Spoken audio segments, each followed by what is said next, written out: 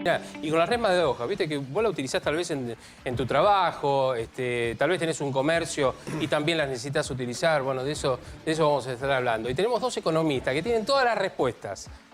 Saben qué es lo que está pasando y qué es lo que va a pasar también. Bueno, Iván Carrino, que está con nosotros también, y Pablo Tigani, economista. ¿Cómo les va? ¿Bien? Hola, Fabián. ¿Tienen todas las respuestas o no? Ninguna. Alguna por ahí. Algunas debe haber, ¿no? Lo primero que aprendes en un doctorado cuando entras es que lo único que estás seguro es de las dudas, ¿no? Si uno, la formación académica consiste... Solo sé que no sé nada, sería una cosa uno así. sepa que en la medida que va progresando en el conocimiento se da cuenta que cada vez es más imposible saber todo, ¿no? Por eso cuando hay gente que está llena de certeza, a mí me da un poquitito de miedo. Tal cual. Y Pablo, y te hago una pregunta. A ver, ¿es una especulación el que no haya precios o es una realidad de lo que está pasando en la Argentina? Especulación, digo, de los que tienen los productos puestos a la venta. Mira, yo creo que en Argentina hubo una tormenta perfecta, ¿no? En los últimos, qué sé yo, en el último mes y medio hubo un pico de una tormenta perfecta, porque veníamos con una inflación de 54,5% en 2019. Cuando uno mira en 2019 los países de mayor grado de desarrollo económico, ¿qué inflación tiene? Vos la podés mirar porcentualmente o la podés mirar por múltiplo. Estamos hablando de que en los países desarrollados se multiplicó por 4 y por 5 la inflación. Si en Argentina sucediera el mismo fenómeno, tendríamos que tener 250, 300 de inflación. Eso no sucedió, pero no sucedió no por virtud, sino porque no sucedió. Como en Argentina suceden cosas para mal o para bien y no tienen una explicación, ¿no? Sí. Tenés que a partir de eso un gobierno nuevo arrancó y se le vino la pandemia encima y tenés una guerra. Primero hay que armar un contexto internacional en un país que perdió nosotros siempre tenemos algo externo que siempre nos afecta. No, si claro, no sí. Los shocks no es la pandemia, que uno lo entiende, sino la guerra, que uno, bueno, lo entiende siempre, hasta ahí también un poco. A ver, siempre no, porque depende del grado de apertura que vos tengas de la economía. Un shock exógeno te afecta más o menos. Bueno, está bien. Pero dado que la economía está muy abierta. Es un historial o un prontuario que nos afecta por todo esto.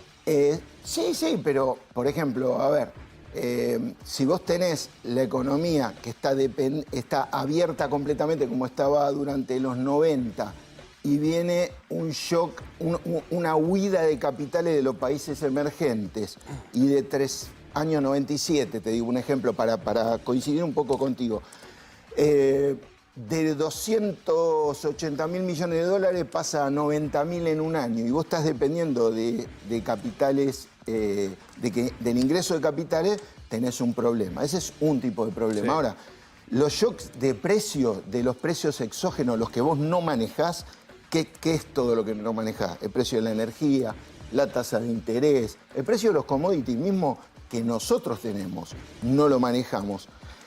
Tenés un problema que se agrega al problema que tenías. Y después te voy a decir un problema propio que hubo en el gobierno en el último mes y medio. Hubo como una especie de paso, o desde enero, suponte, hay como una especie de paso. Están los que están pidiendo más de algo que se está haciendo y terminan a lo mejor aceptando algo que es todo lo contrario de lo que era más de lo que se estaba haciendo. O sea, a ver, tenías un ministro heterodoxo, sí, progresista, con una visión del mundo, un economista que conoce el mundo. Le estaban pidiendo más a la gente, esto, lo otro, qué sé yo. Y la respuesta es Massa. Lo primero que hizo, se sacó una foto con el embajador de Estados Unidos, empezó a mover sus relaciones. No me parece mal. El peronismo es eso, es pragmatismo puro. Pero esa interna, la gente como que mucho no la entendió. Generó, en la economía siempre lo político genera rum. Y por supuesto los medios hegemónicos, las corporaciones. A ver, el peronismo es el peronismo y después es todo lo demás. O sea, el antiperonismo es hegemónico en Argentina. Ahora, pero el ministro, a propósito de Massa, el ministro de Economía que hoy hay en la Argentina, Economía, Producción y demás, es, yo creo, de los últimos no sé cuántos años, ayúdenme ustedes, es el más político de todos. Claro. Sí, el que, a ver, más peso político ha tenido. El otro podía ser Cavallo, Pero Cavallo por una cuestión no política, sino económico-política. ¿Pero por qué?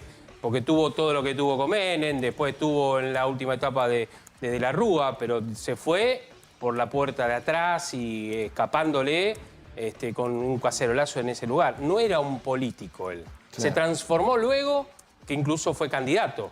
¿Sí? Claro. Pero digamos, este ministro de Economía actual es muy político. Tiene una pata, digamos, a ver, ojalá le vaya bien, por supuesto, pero digo, tiene como una especie de coraza que otros ministros de Economía no han tenido, porque dependieron mucho de lo político, yo si fuera sea el presidente, vice o quien sea. Si fuera por mí, o sea, yo tengo una visión particular, este es un tema de gusto, ¿no? Yo creo que el Ministerio de Economía jamás habría que entregárselo a un economista cuantitativista. Yo creo que está bien que sea por ahí un economista político o un experto en política económica, nunca a un neocuantitativista. ¿Por qué? Porque tiene estos problemas para registrar la realidad. Por eso creo que lo ponen, como decís vos, creo que coincido totalmente, que siendo un político tiene más probabilidades de entender qué es lo que pasa y encontrar algunas soluciones que el ministro anterior no obtuvo, en términos de respaldo no tuvo, porque tenía propuestas pero no tenía el respaldo que necesitaba. Y dijiste otra cosa muy importante, vos mencionaste a Cavallo.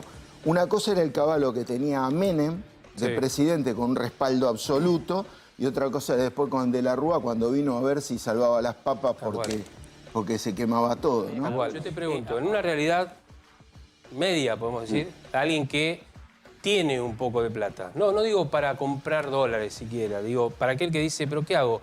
Me estoqueo, a eso voy, me estoqueo en casa de alimentos, me estoqueo de carne porque después va a volver a aumentar. Una cortita, yo coincido con Iván, ¿no? Depende cuánto tengas, depende. Pero también hay un tema que es importante, que es la temporalidad. ¿Por qué? Porque ¿qué pasa si había alguien que le sobraron unos manguitos y en el momento que estaba todo explotando, ¿no? 348, que eso dice, el dólar no para más. Perdieron. Y se tengo que comprar algo. Y se compró a 348 y ahora vale 2.92. Sí. Entonces, la temporalidad para el pequeño ahorrista, ¿no? Ya no hablemos de inversor, pequeño ahorrista, es muy importante decir, preguntarle, ¿vos por cuánto tiempo? Porque te imaginas que así como ustedes le preguntan novedades de cosas, la profesión de ustedes como periodistas, a los economistas o politólogos nos preguntan, che, ¿qué va a pasar con el dólar? Le tenés que decir, bueno, a ver, ¿por cuánto tiempo? Si por 15 días no te puedo decir qué va a pasar, porque eso es adivinación. Y es como dice Iván, está en un nivel bien alto en este momento, no con los niveles de los picos de crisis. Los picos de crisis fueron cualquier cosa en Argentina, pero sí que está alto. Entonces, ¿cuánto estará la inflación a fin de año? ¿Cuánto calculan ustedes? De acuerdo a lo que hay, ¿no? No, sinceramente, yo primero que vos sabés que hay algo que está bueno para contarlo. El pronóstico no es científico, en economía nos enseña a pronosticar. Tenemos algunas herramientas de predictibilidad y podemos estimar, podemos hacer proyecciones, pero no sé qué es lo que puede... Porque la pregunta siempre es esta, yo se las hago a los alumnos de la maestría para que piensen, ¿no? ¿Cuánto va a estar el dólar y cuánto va a ser la inflación? Le digo, si se refría Alberto Fernández, porque tiene que ver con qué va a pasar con el dólar, y el dólar tiene que ver todo con la inflación en Argentina. Entonces, y la tiene que suceder, vamos a hacer este ejercicio, y la sucede Cristina.